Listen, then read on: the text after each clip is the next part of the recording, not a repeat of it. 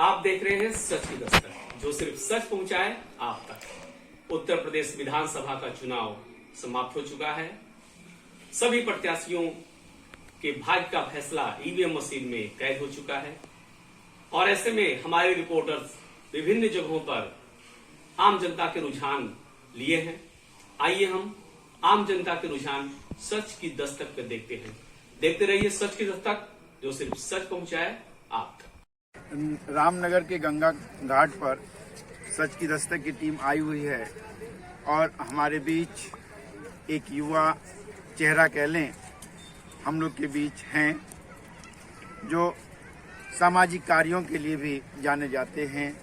हम उनका परिचय खुद उनसे जानना चाहते हैं और सीधे मैं उनके पास जाता हूं कि क्या मुद्दे रहे इस चुनाव में। जो 7वें चरण का चुनाव संपन्न होने जा रहा है, अभी करीब करीब 1 घंटे का समय है, और क्या और किसकी सरकार ये देखते हैं।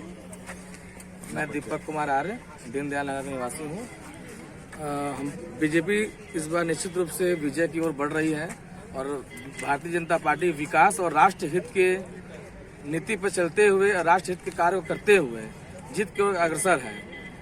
कुछ हमारे पूर्व भाई साहब बोल रहे थे कि यहाँ विकास नहीं हुआ है या बेरोजगारी हो गई है, तो कोरोना काल में भी भारतीय जनता पार्टी के योगी मोदी के नेतृत्व ने लोगों को राशन, अन्न, मूलभूत सुविधा, अन्न की जरूरत थी, जो अन्न की पूरी व्यवस्था भारतीय जनता पार्टी ने की।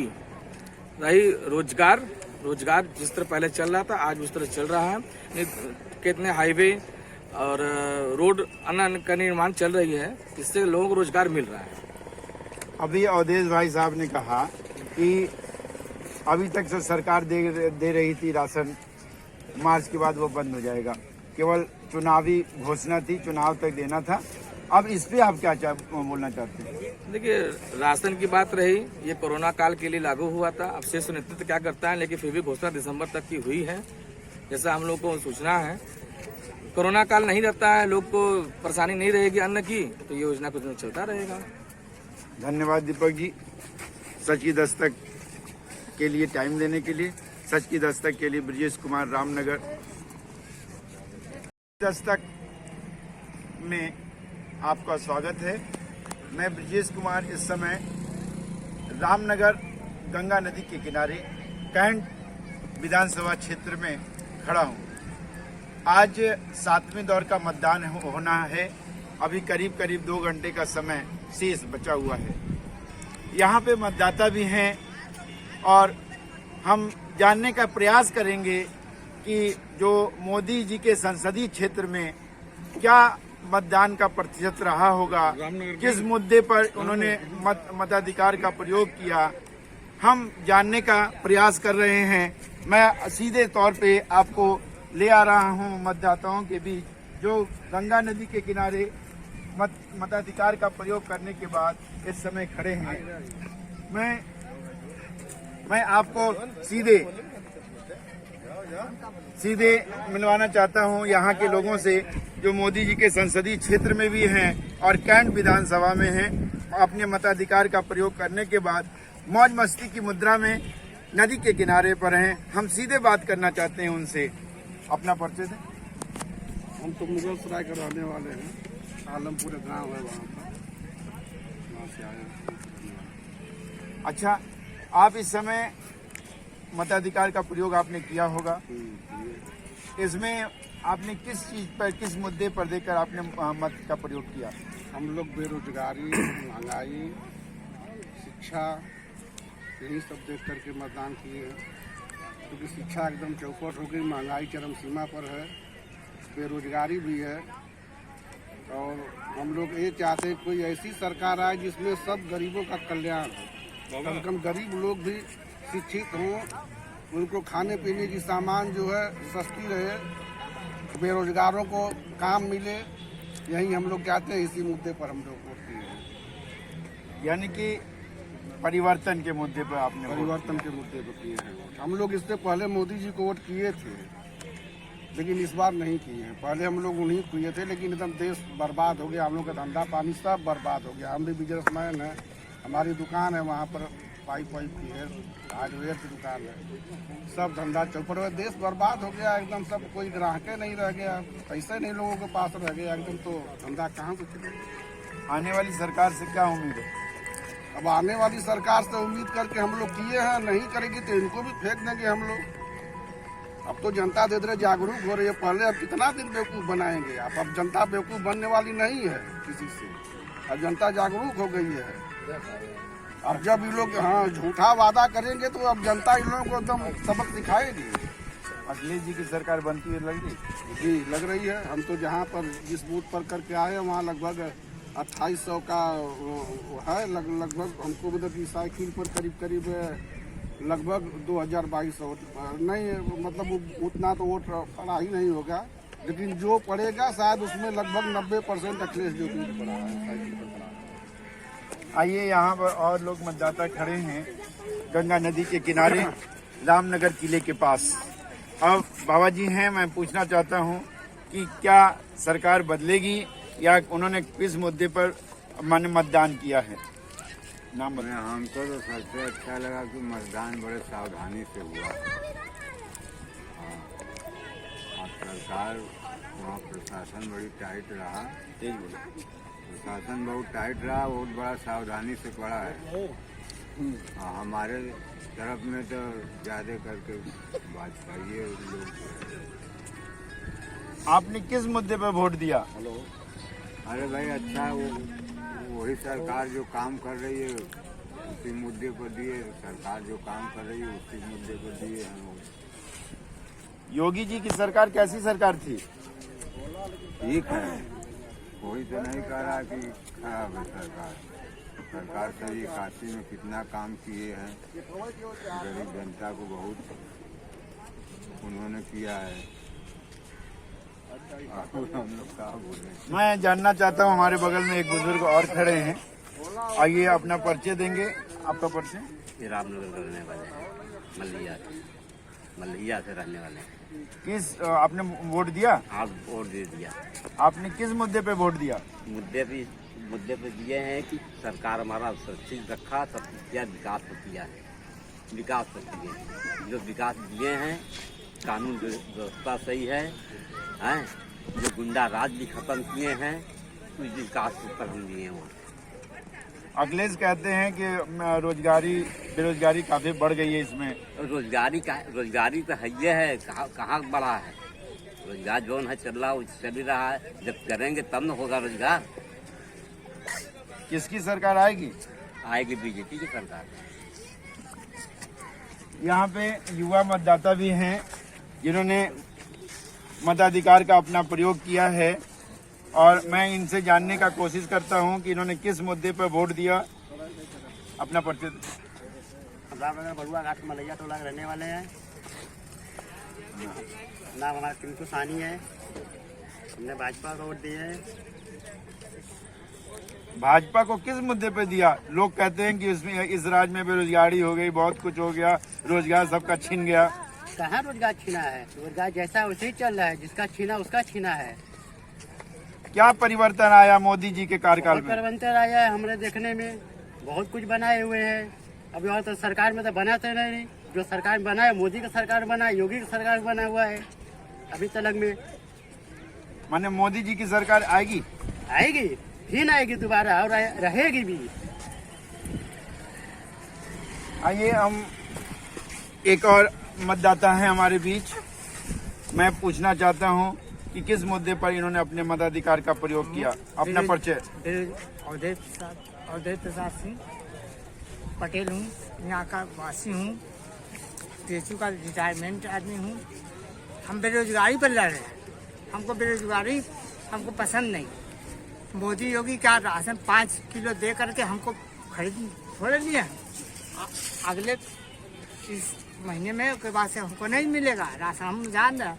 लेकिन बेरोजगारी के लिए हमारी लड़के सब भूखे मर रहे हैं, हम क्या करें? किसकी सरकार आने वाली है?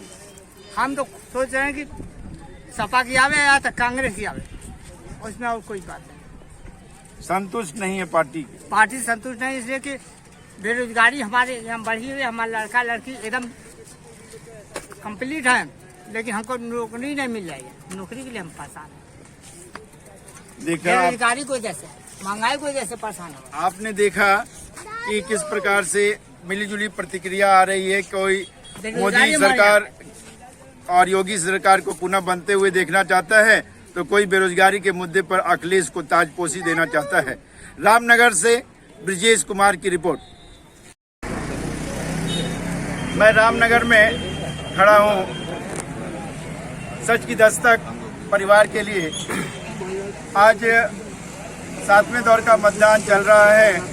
कैंट विधानसभा सीट के लिए कांग्रेस के प्रत्याशी के रूप में राजेश मिश्रा जी हमारे पास हैं। इनका एक बड़ा नाम है और हम सीधे बात करते हैं कि आज का जो मतदान है वो कांग्रेस के पक्ष में किस प्रकार से रहा। देखिए, मैं तो कहीं पोलिंग स्टेशन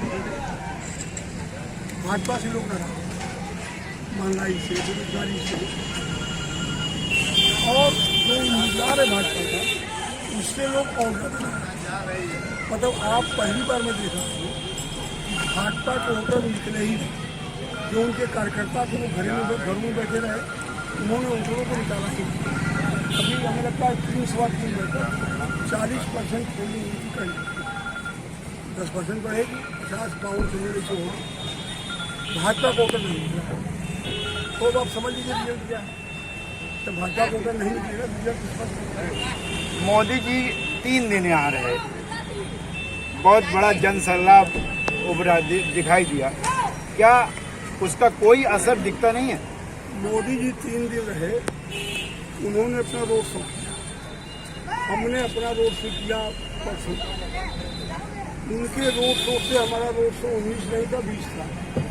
तो कौन सा जन सैलाब निकला? तो जन सैलाब निकला तो लोगों को नहीं दे। और हमें लगता है शायद एक पूरे जिले, मैं कैंट की बात ही नहीं कर रहा हूँ, मैं पूरे जिले, ठीक है, मैं पूरे जिले की बात कर रहा हूँ, शायद 1-2 सीट जीत जाए। उत्तर प्रदेश में कांग्रेस के एक बड़े चेहरे हैं आप। सीधे तौर पे पूछता हूँ कि जो विधानसभा चुनाव संपन्न हो रहा है आज 10 मार्च को, कांग्रेस कितनी सीट लाएगी?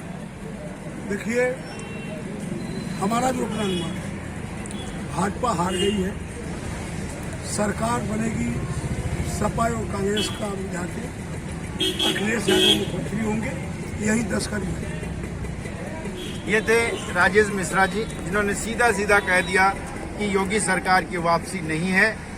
गठबंधन सरकार के रूप में कांग्रेस एक बार पुनः अखिलेश जी के साथ जाएगी और अखिलेश जी मुख्यमंत्री होंगे। सच की दस्तक के लिए रामनगर से ब्रजेश कुमार के मतदाता, युवा मतदाता से बात करते हैं जिन्होंने अपने मताधिकार का प्रयोग किया है।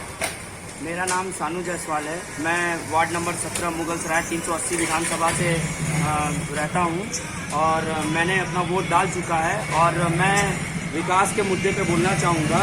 हमारे नगर में जो समाजवादी पार्टी की जब सरकार थी तो मात्र 6 घंटे लाइट मिलती थी, कभी कभी तो 3-3, 4-4 दिन तक लाइट नहीं रहती थी।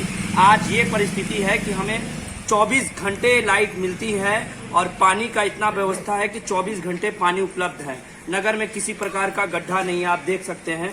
एकदम भारतीय जनता पार्टी के सरकार में नगर का विकास हो रहा है, देश का भी विकास हो रहा है, गुंडा राज्य खत्म हो रहा है, प्रशासनिक स्तर से बहुत ज्यादा कड़ाई है, हर जगह गुंडों को इनकाउंटर किया जा रहा है। और राम मंदिर का भी 370 हटाया गया, राम मंदिर बनवाया गया। ऐसा बहुत सारा विकास का कार्य जो भारतीय जनता पार्टी माननीय दामोदर दास मोदी जी ने किया है और आदित्यनाथ योगी जी ने भी किया है यूपी में रहते हुए। और ये हमारे लिए बहुत अच्छी बात है। हमारे देश के युवा जो बोल रहे हैं बेरोजगारी पे मुद्दे पे बात कर रहे हैं, यहाँ कोई बेरोजगारी नहीं था। क्या 2017 के पहले क्या लोग प्रधानमंत्री हुआ करते थे? हर एक आदमी प्रधानमंत्री हुआ करता था या हर एक आदमी सरकारी नौकरी में था? नहीं, आज भी वही स्थिति है। सरकार नौकरी दे रही है हर जगह, हर स्तर पे। जितना विकास होना चाहिए, जितनी तेजी से विकास होनी चाहिए, हो रहा है। हमारा हाईवे पुल देख लीजिए, वो भी कार्य प्रगति पे है, बहुत तेजी से बन रहा है। इसमें मैं माननीय नरेंद्र मोदी जी का बहुत ही धन्यवाद करना चाहता हूं, जो विकास के दर को तेज करते हुए और जो भी माननीय मोदी जी पे या आदित्यनाथ योगी जी पे ठीक है, धन्यवाद। मैं मुगलसराय विधानसभा में खड़ा हूं और हमारे बीच पूर्व विधायक मुगलसराय के बब्बन सिंह चौहान जी हैं। कुछ दिन पूर्व इन्होंने सपा छोड़ करके भाजपा का दामन थामा है और अपने मताधिकार का प्रयोग भी उन्होंने किया है। हम जानना चाहते हैं इन्होंने भाजपा क्यों का दामन थामा है। हम सीधे उन्हीं से बात करते हैं। आपका परिचय? बब्बन सिंह चौहान, पूर्व विधायक मुगलसराय। मैं समाजवादी पार्टी छोड़ के 2 मार्च को भारतीय जनता पार्टी ज्वाइन कर लिया और इसलिए कर लिया हम लोग समाजवादी पार्टी के साथ 4.5 साल जो जुड़े रहे और अखिलेश जी के, खास करके अखिलेश जी के कहने के हिसाब से भी जुड़ा हूँ। लेकिन अखिलेश जी जो वादा किए थे जो है चुनाव लड़ाएंगे और सम्मान देंगे, न वो चुनाव लड़ाए और न लास्ट में जो है टिकट बांटने के बाद हम लोग को सम्मान देने की ही कोई बात किए कि कम से कम हम लोग की जगह कहाँ तय करना चाहिए था, कहाँ हम लोग काम करें। इससे जो है दुखी होकर जो है मुखिया से दुखी होकर हम लोग जो है भारतीय जनता पार्टी जाएंगे। मौजूदा समय में आपके समाज चौहान समाज की आपकी अच्छी पकड़ है। क्या चौहान समाज का वोट भाजपा को जा रहा है? चौहान समाज के साथ साथ हमारा हर समाज के लोगों में जो है अच्छे संबंध है, अच्छे जो है लोगों से जो है पूरे जितने भी हमारे जनपद में और मुगलसराय में खास करके जो समाज है सभी लोगों से अच्छे संबंध होने के नाते मैं वो वादा करना चाहता हूँ, कहना चाहता हूँ कि हमारा समाज तो भाजपा को जिताएगा। सर समाज जो है भाजपा को जिताने के लिए तैयार हो गया है और मैं समझता हूँ कि मुगलसराय तो हम लोग जीतेंगे ही, लेकिन चारों विधानसभा जो है हम लोग भारतीय जनता पार्टी को जिताने का काम करेंगे। समाजवादी पार्टी के लोग यह आरोप आप पे लगा रहे हैं कि टिकट के लिए ही आपने समाजवादी पार्टी ग्रहण की थी और उसके बाद टिकट नहीं मिला तो आप उसमें छोड़ दिया उसको आपने। समाजवादी पार्टी के सभी साथी कार्यकर्ता जो अखिलेश जी से बात पूछे कि हमको क्यों ले आए थे, टिकट देने के लिए ले आए थे, लड़ाने के लिए ले आए थे, सम्मान देने के लिए लाए थे, उसके लिए मैं मुगलसराय के विधानसभा में जो तैयारी भी किया था और ये तैयारी ऐसी थी क्योंकि ऐतिहासिक जीत होती। लेकिन अखिलेश जी जो जमीन पर अगर काम करते तो उस मुगलसराय विधानसभा में उनको दिखता तैयारी किसकी क्या है, लेकिन वो तो जो हवा में उड़ रहा है कि जो हमारी लहर है उस लहर को जो है ये बचा नहीं पाएंगे और ये भाजपा के जो है लहर से जो है ये रोक दिए जाएंगे। ये थे हमारे बीच पूर्व विधायक बब्बन सिंह चौहान, जिन्होंने ये साफ साफ कहा कि समाजवादी पार्टी ने इनसे जो वादा किया था और सम्मान देने का, टिकट देने का, दोनों पे वो खड़े नहीं उतर पाए और सम्मान जहां नहीं वहां ये नहीं। सच की दस्तक के लिए ब्रजेश कुमार की रिपोर्ट। मुगलसराय विधानसभा में हम लोग एक मतदेय स्थल पे खड़े हैं और वहां पे युवा मतदाता हैं जिन्होंने अपने मताधिकार का प्रयोग किया है। अब जानने का प्रयास करते हैं उन्होंने किस मुद्दे पर अपने मताधिकार का प्रयोग किया। सीधे हम मतदाता से बात करते हैं। आपका परिचय? विकास चौरसिया। आपने किस मुद्दे पर अब वोट दिया है? विकास के चर्चे पर, विकास चर्चे पर दिया है और बहुत कुछ ही अच्छा हुआ है पहले से। पहले बिजली 18 घंटे गुल लेती थी, अब 18 घंटे मिलती है। ये सबसे बड़ी बात हम लोग के लिए है। पहले लोग भ्रष्टाचार था, भ्रष्टाचार खत्म हो गया है और हमारे अगल बगल पड़ोसी लोग शांत और सुबह सब कुछ वोट हर जगह अच्छे से पड़ रहा है, कोई दिक्कत नहीं है। युवाओं बेरोजगार हैं, सपा इस पे मुद्दा बनाकर लड़ रही है, इस पे क्या कह रहे हैं? बिल्कुल गलत है, ये सब कुछ ऐसी बात नहीं है। हर जगह लोग सब कोई काम कर रहा है, हर जगह रोजगार फैला हुआ है। जिसको कोई काम नहीं है सब हल्ला करबे करेंगे, तो सब मतलब सब भाजपा को भगाओ, ये सब काम करने के लिए सब राजनीति खेल रहे हैं। कोई ऐसा बात नहीं है, ये सब अच्छी नई बात है। रोजगार है, लोग क्योंकि भरित फरा रहे सिर्फ जनता के बीच में। धन्यवाद। सच की दस्तक के लिए ब्रजेश कुमार की रिपोर्ट। सर हम भी बोलना चाहिए।